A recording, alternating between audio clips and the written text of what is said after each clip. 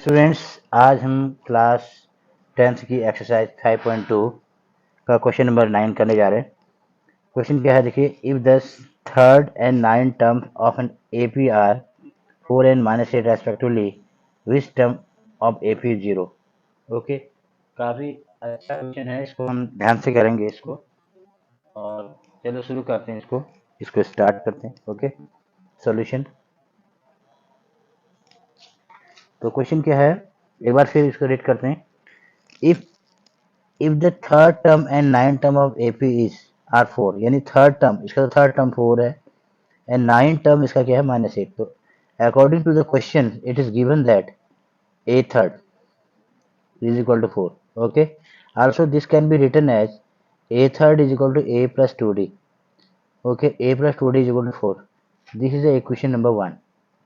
Okay, similarly here given that a9, okay, a9 is equal to minus of 8. So a9 can be written at 9 terms a plus 8d is equal to minus of 8. और ये कैसे आता है, a plus 2d a plus 9d, मैंने आपको बताया, because this is equation number 2. We know that the n term of AP an is equal to a plus n minus 1 into d. Okay, तो हमें क्या निकालना था, a थर्ड। तो a third का मतलब यहाँ पर n की जगह 3 आ जाएगा, तो क्या होगा a plus 3 minus 1 into D. तो क्या होगा a3 इज इक्वल टू कितना हो जाएगा, a प्लस 2d। तो ऐसे हमने इसको, ये हम लोग ये इसकी वैल्यू हमने पुट करी, a plus 2d equal to 4। Similarly a9 की वैल्यू हमने यहाँ पर पुट कर दी। अब हम क्या करेंगे, दोनों इक्वेशन को सॉल्व करते हैं।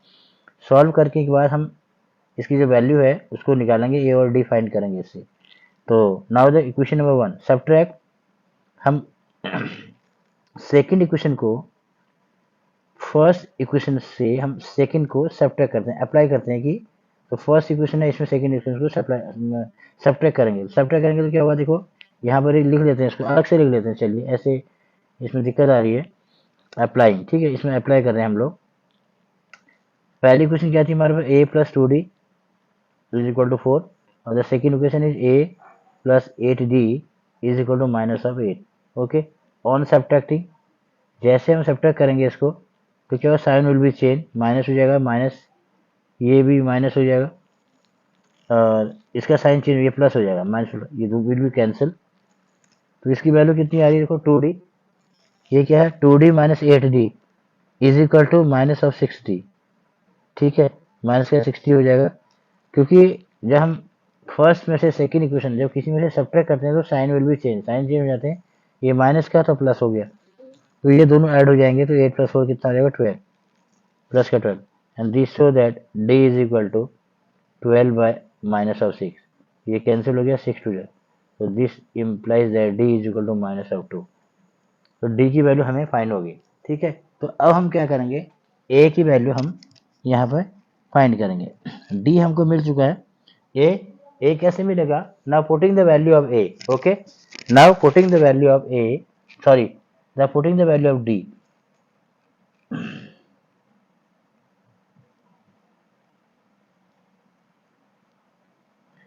इन इक्वेशन फर्स्ट इक्वेशन में d की value, putting the value of d in equation, यानी कि इस d की वैल्यू, इसको हम पुट कर रहे हैं। ठीक है, put the value of d in equation 1।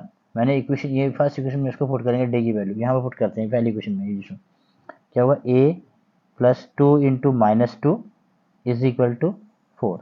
Okay, तो a plus into minus minus, a minus 4 is equal to 4, and this so that a is equal to, ये माइनस 4 राइट हैंड साइड जाएगा और इसकी वैल्यू क्या आ जाएगी, 4 plus 4, this so that a is equal to 8। a की value भी हमको मिल चुकी है, d हमको ऑलरेडी मिल चुका है और a हमने फाइंड कर दिया। ठीक है, a हमको कितना मिल गया, 4। क्वेश्चन क्या कह रहा है, which term of A P 0, तो इसको हम कंसीडर करते हैं, let n term of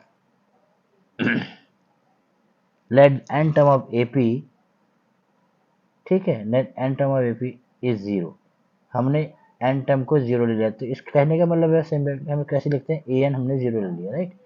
A N क्या होता है, an is equal to a plus n minus 1 into d is equal to 0. now for the value of a, यहाँ पर हम क्या करेंगे, यहाँ पर हम जो है a और d की वैल्यू पुट कर देंगे यहाँ पे, दिस सो दैट a कितना मिला हमको, a हमें शुरू में हमने a फाइंड किया था, देखो a हमें 8 मिल गया, 8 प्लस n माइनस 1, d की वैल्यू भी हमने फाइंड कर रखी है स्टार्टिंग में, d की हमारे माइनस 2 है, is equal to 0, and this implies that 8 plus यहाँ से मल्टीप्लाई करते हैं, plus into minus minus, a minus का 2n हो गया है, और ये माइनस माइनस प्लस, प्लस का 2 इज इक्वल टू 0, तो ये प्लस इंटू माइनस माइनस, तो यहाँ पर हमें n की वैल्यू मिल जाएगी, ये दोनों ऐड हो जाते हैं, देखो सिंपल सी बात है, ये दोनों ऐड हो जाएंगे, 8 प्लस 2, इन दोनों को ये minus, plus into minus minus, minus 2n हो गया, minus 2n plus 8 plus 2 10 is equal to 0. Okay, now this so that ये माइनस 2n को नेक्स्ट साइड ले जाएंगे, तो 10 इज इक्वल टू 2n, दिस implies that n is equal to 10 by 2, 2 5 are 10. So therefore it is clear that the value of n is equal to 5. n की value हमको कितनी मिल गई, 5 मिल गई, तो इसलिए हम सीधे सीधे ये लिख देंगे, जब हम n फाइंड में हो चुका है, so therefore the fifth term of NAP is 0. ठीक है, तो इसका जो फिफ्थ टर्म होगा ना वो 0 होगा, तो therefore the fifth term of AP is 0. This is a required answer. तो ये कंप्लीट आंसर हो गया हमारा, n की वैल्यू हमने फाइंड कर दी. ओके स्टूडेंट, तो ऐसे ही हम चलिए नेक्स्ट क्वेश्चन करते हैं. काफ़ी इंपॉर्टेंट क्वेश्चन चल रहे हैं, इसमें थोड़ा वर्ड प्रॉब्लम की तरह है, थोड़ा हमको समझना है पहले इसको. ठीक है, तो 17 terms of an AP exceed its 10 term by 7 and find the common difference. देखो, the 17 terms of an AP exceed its 10 term by 7, find common difference. चलिए सॉल्व करते हैं इसको.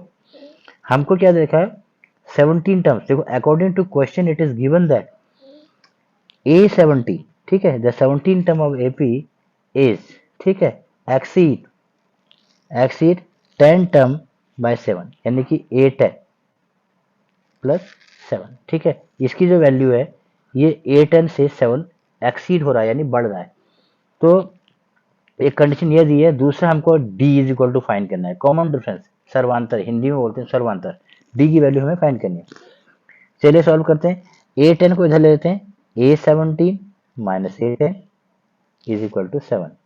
दिस सो दैट A17 की वैल्यू क्या होती है, a plus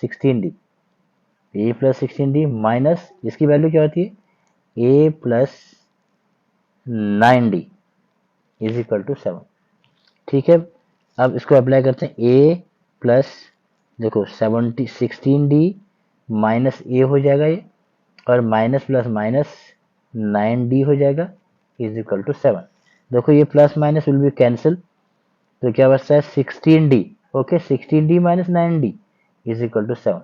16 में से 9 माइनस करेंगे कितना आएगा, 7d, तो 7d is equal to 7, and this so that d is equal to 7 is divided by 7, 7 बन जाए 7, and this so that d is equal to 1. This is a required answer. So हमारा common difference निकल चुका है. ये common difference इसका हमने find करना था, वो हमें फाइंड हो गया. ठीक है स्टूडेंट, तो ऐसे ही करके इसमें क्वेश्चन आ रहे हैं, काफ़ी अच्छे क्वेश्चन आ रहे हैं. तो मिलते हैं अपने नेक्स्ट वीडियो में, और कमेंट करके बताना अगर कहीं पर कोई प्रॉब्लम हो तो आप इसमें कमेंट कीजिएगा. ओके, हम मिलते हैं नेक्स्ट वीडियो में.